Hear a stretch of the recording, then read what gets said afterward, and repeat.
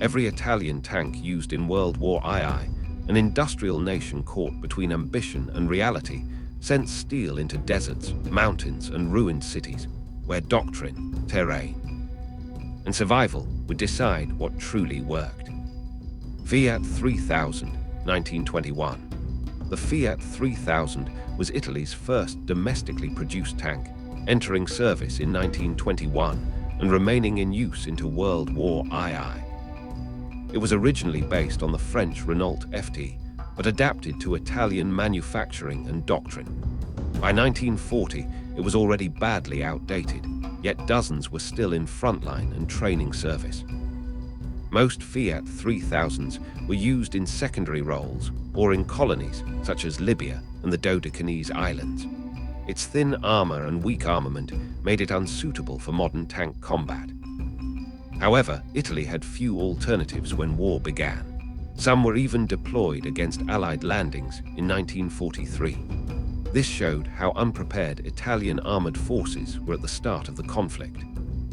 The Fiat 3000 represents Italy's slow transition from World War I designs into the modern era. It remained a symbol of interwar stagnation rather than innovation. L333 and L335 tankette, 1933-1935. The L3 series entered service in 1933 and became the backbone of Italy's early armored forces. These were extremely small two-man tankettes rather than true tanks. They were cheap, light, and easy to produce in large numbers. Italy used them extensively in Ethiopia, Spain, and North Africa. Against poorly equipped enemies, they were effective. Against modern Allied tanks, they were almost useless.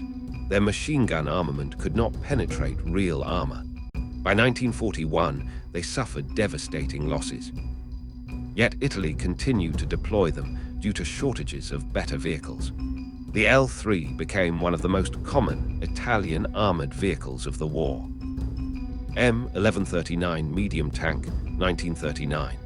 The M1139 was Italy's first attempt at a true medium tank, entering service in 1939. It had its main gun mounted in the hull instead of the turret. This severely limited its ability to fight moving targets. The design was already obsolete when it reached North Africa. British forces quickly exploited its weaknesses. Its thin armor made it vulnerable to anti-tank guns and even machine gun fire at close range. Mechanical reliability was also poor in desert conditions.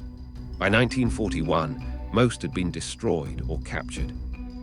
The M1139 exposed the flaws in Italian tank design philosophy.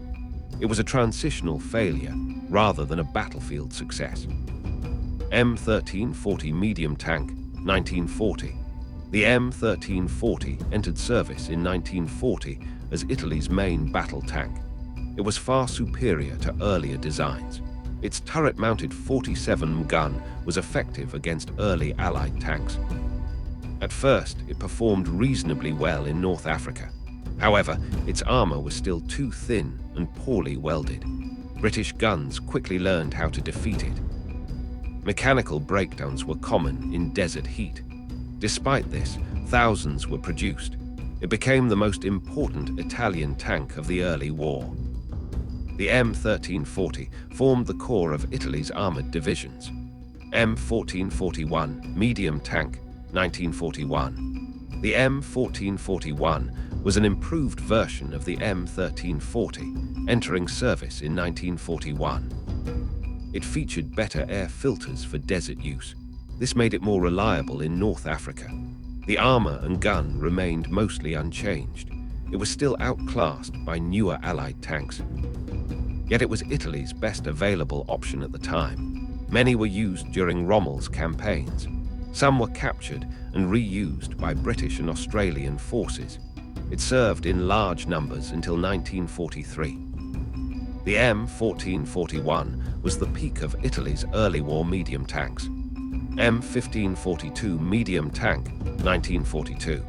The M1542 entered production in 1942 as Italy tried to modernize. It had a more powerful engine and better cooling. Its 47 gun was upgraded for higher performance. However, by the time it appeared, Allied tanks had already surpassed it. It was mostly used in Italy rather than North Africa. Some fought against Allied forces after the 1943 landings. Others were captured by Germany. Production was limited by Italy's collapsing industry. It represented a late but insufficient attempt to catch up. The M1542 closed the line of Italian medium tanks. Semovente 7518 assault gun, 1941. The Semovente 7518 entered service in 1941. It was built on the M1340 chassis. Instead of a turret, it carried a short 75 gun in a casemate. This made it highly effective against Allied tanks. It was one of Italy's best armored fighting vehicles. German commanders also respected its battlefield performance. It saw heavy use in North Africa and Italy. Its low profile made it easy to conceal. Unlike Italian tanks, it could punch through enemy armor. The 7518 became a rare Italian success. Semovente 7534, 1943. The Semovente 7534 was a more powerful development introduced in 1943. It used a longer 75 gun for better anti-tank capability. This made it capable of fighting Shermans at range. It was used primarily in Italy. Both Italian and German forces operated it. Production numbers were small. However, its battlefield impact was significant. It was among Italy's most dangerous armored vehicles. The design showed Italy learning from combat experience. It came too late to change the war. Semovente 9053, 1942. The Semovente 9053 entered service in 1942. It mounted a powerful 90 anti-aircraft gun on a tank chassis. This weapon could destroy any Allied tank of the time. Its open-topped design made it vulnerable. However, its firepower was devastating. It was used mainly in Sicily and Italy. Allied forces feared its long-range capability. Few were built due to industrial limits. Despite that, it was one of Italy's most lethal designs. It proved Italian guns were not the problem. P-40 heavy tank, 1943. The P-40 was Italy's first true heavy tank, entering service in 1943.